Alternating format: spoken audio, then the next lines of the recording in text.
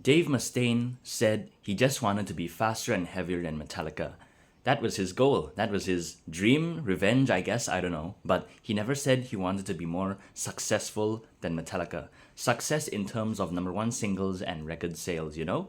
So if I was Dave Mustaine, if I got kicked out of Metallica in 1983 and I wanted to get revenge, I wanted to be more successful, better than Metallica, what would I do? You know, there are a lot of obvious things that we all know. Maybe get a better singer. Don't fire everyone in your band, you know, that kind of thing. But if you really think about it, there are a lot of steps that he could have taken, but he didn't choose to. You know, because of his ego, he saw James Hetfield sing and play, and now he wants to sing and play. You know, that kind of thing. James Hetfield didn't even want to sing at first. He just wanted to play guitar and headbang. You know, but then James he quickly went from just a vocalist. You can look at those old photos in 1982. He was posing as a singer, and then you know there are other guitar players there, and then after that he tried to sing and then he can do it and then he's surprisingly very good. That's like very talented, you know. If you're not good at singing, suddenly you can play like battery and sing and play that at the same time, then that's like wow, that's really talent and really good self-control in terms of his vocals and then his what he's playing.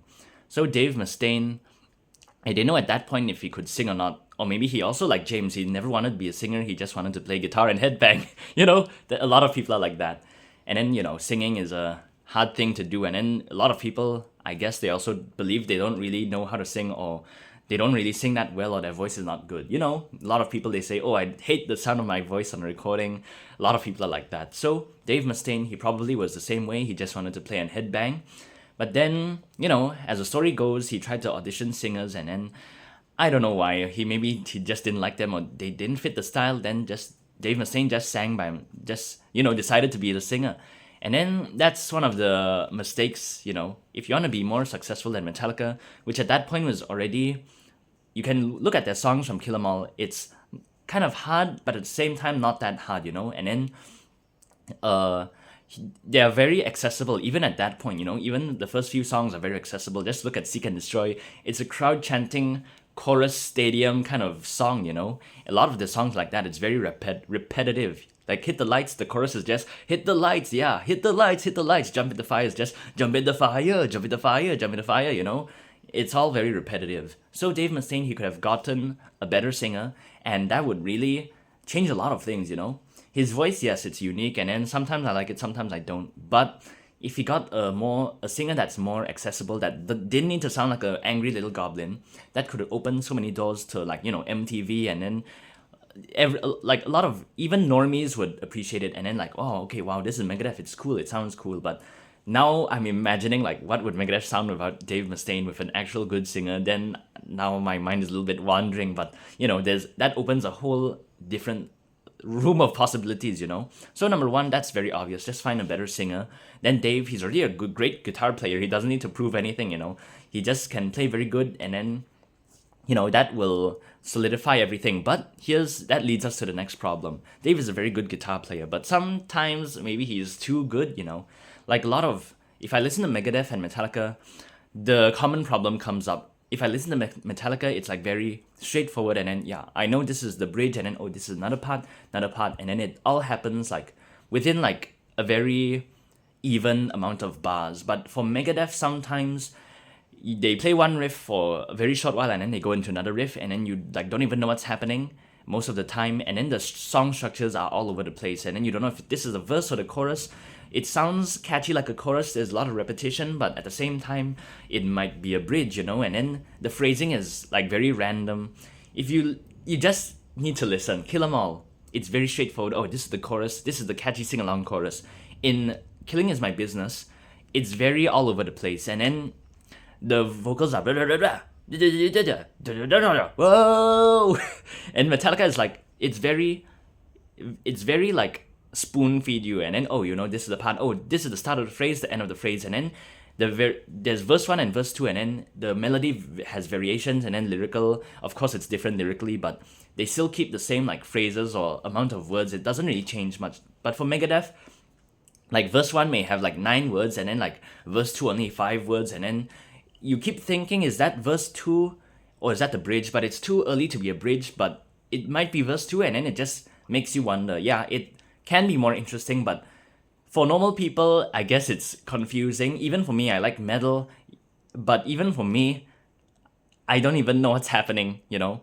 It's like as confusing as jazz, you know? And then I also like jazz. And then, yeah, you can say a lot of people say Megadeth is like a jazz band playing metal. That's what Scott Ian from Anthrax said in one of the Megadeth documentaries. But, you know, it's very all over the place until I don't know what's happening. And then I don't want to find out. I don't care to find out, you know?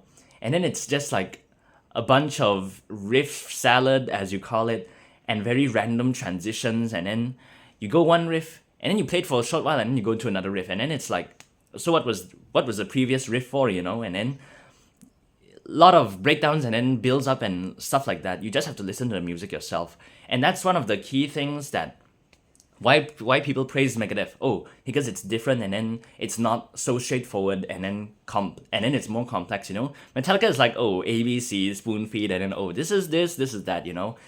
And yeah, it can get bland, but as normal people, or as, you know, a listener, when you listen to this, oh, it's very clear cut, and then you can relate to it, you know, and then it's very simple. And then Megadeth songs, this is like, I guess, the third point, which is it's very complicated, you know, and then not many people will get it, because I guess most people aren't musicians. Not everyone can shred at 200 BPM, you know, but the normal people, they don't know what are major chords or minor chords, or I don't think they even know what our melodies are, or harmonies, or stuff like that, or chords, you know. So they just listen to it, and then it's like, the number one, going back to number one, the vocals turn them off, and number two, they don't know what's happening. Is this the verse or chorus, you know? And number three, it's like, and then it's like, it's so hard to do. Yeah, some hard music, complex music may inspire you to play or practice, but for normal people, it just sounds like it's too busy, and then there's so much stuff happening. It's like that Flight of the Bumblebee. That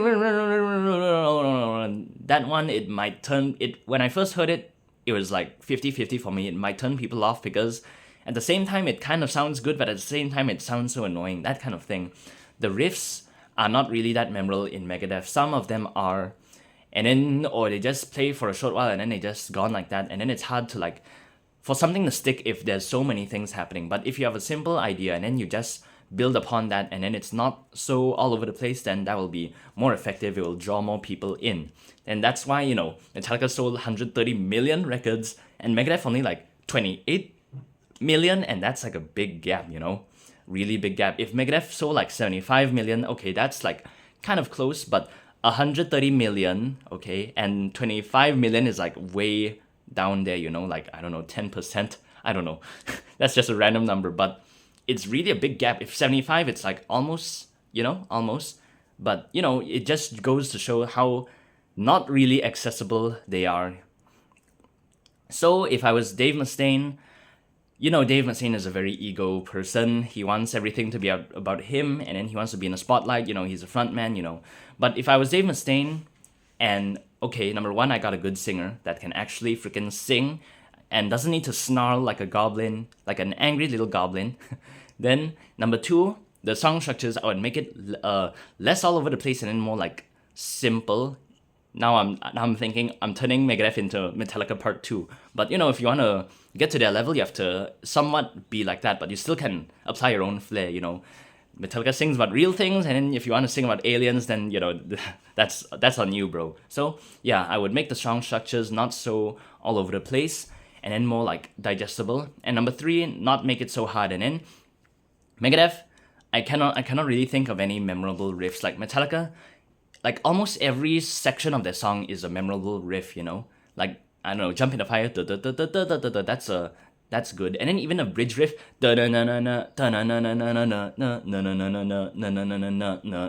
very good. And then like the Four Horsemen, like now I'm thinking, oh, Dave Mustaine wrote that. Okay, like Creeping Death, that's memorable. Even the it's supposed to be a pre-chorus, even though that's like two notes only, G and F sharp, it's still, when I heard it in 2012, I'm like, holy moly, that sounds great. And then even the bridge riff, it's all simple, anyone can come up with it, but it's memorable and it's catchy. But the main thing is memorable, and then it will stick with you. It's actually good. Like Megadeth, you don't know what's happening, and then 12 seconds later, we have another riff. It's technically impressive, but when I listen to that, I don't feel like I connect to the music at all. It's not saying, oh, because I like Metallica more, I'll prefer that. Megadeth, they're still good, but it's like they're trying to prove too much until they just end up like shooting themselves in the foot. Dave Mustaine, if he was like not so egomaniac, and then we have to serve the song or whatever, and then he just, it doesn't need to be like that. I don't need to do that. I don't need to show that I can play. Then he would write, I think, even more memorable stuff that will connect with a lot of people. And then he already has a good singer. The words he sing will resonate with people. And yeah, in terms of lyrics and delivery, imagine if you're at my station, that kind of thing. Megadeth, they always, I don't know, I don't really listen to them for their lyrics, but I guess some of them are good, but they keep singing about war and government stuff. It's very bland for me. And then now I'm thinking like the world needs a hero, and then stuff like that. It feels like very generic and then not really relatable. The only relatable thing about Megadeth is like a Tout Le Monde. And then in My Darkest Hour, I guess, but the delivery in that is not really that great. Trust is another one, kind of relatable, but I don't know. Their lyrics just fall flat, and then the delivery of it just makes it even worse until you don't really listen to them for the lyrics, or the melodies. Because Killing Is My Business, Peace Sells, there's barely any melodies, barely. All of it is just spoken word, Like he's reading off a poem. Metallica, they have singing, literal singing, and then him is just like, now I'm thinking of Sweating Bullets. Hello, me, meet the real me. How are people gonna sing to that, People are just gonna talk it out. That's the difference. You cannot sing their songs, you just have to talk it out, And there's barely even like sing-along choruses or whatever, Like in Killing Is My Business, you only wait until the outro. Killing is my business, and business is good. And then peace sells, but who's buying? Only the outro, only at the end of the song, then we can sing along. In the beginning, it's just, I am the sniper, it always hit the mark, good enough sin, paid after dark. That's kind of singable, but there are a lot of other songs that I don't even remember that also follow that formula of, it's just talking and spoken word, which is, people can't sing that in karaoke, Then that's another thing that makes them really inaccessible. And all of it has to do with Dave Mustaine. So, yeah, if I was Dave Mustaine, better singer, the songs are more, memorable, and then more simpler stuff. And now we're at a point, okay, let's imagine we built that perfect Megadeth, that everything I implied there, we did it. Then we have better lyrics and better arrangements and better everything. So, that, I guess, is the formula to make them as accessible as Metallica. Just imagining that is opening so many doors for me right now. What if they were more simple, And they write better songs, and then it's more relatable, not about freaking aliens, or imagine if you're at my station, Like actual real things. Megadeth songs, I guess they have a lot of relationship songs, like, what was that word from The World Needs a Hero? One of the songs. When we walk down the streets, the song sings the names and rebel songs. Oh, Promises.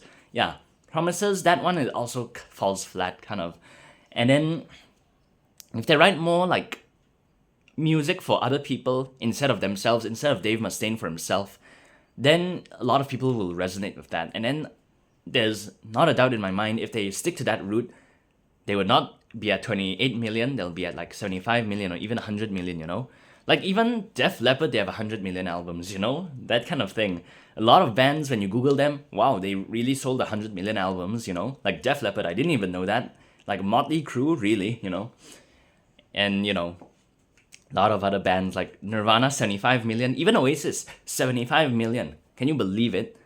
And then, yeah. So, this is like a little thing you can think about. That will, if I was in Megadeth, I would do that. Then you'll actually not be, it'll be heavier and faster than Metallica. He already did that since day one. But actually get on their level and then be as successful in terms of, numbers and stuff. Successful meaning a lot of people resonate with your music, It's not big, not only album sales. Like if your music reaches a lot of people, that means it's successful at resonating with them. If you put out music and no one resonates with it at all, then what's the point, You're just boosting your own ego. And of course, if you do music, You want people to relate to you, and then they know your songs, and then you help them. Not just, oh, I make it and then I don't care about it. That means it kind of failed in a way. It depends on your goal. If your goal is to write an alien song and then you write it, that's great. That's your goal. Goal accomplished. But if your goal is to actually, an extra goal could be resonate with people. If it doesn't do that, then you fail in that aspect. And anyone can write a song for themselves. But if you write a song and then a lot of people resonate with it, that's like a different kind of magic. So that's my little video. That's it. Like and subscribe if you enjoyed watching. Leave your comments down below. And that's it.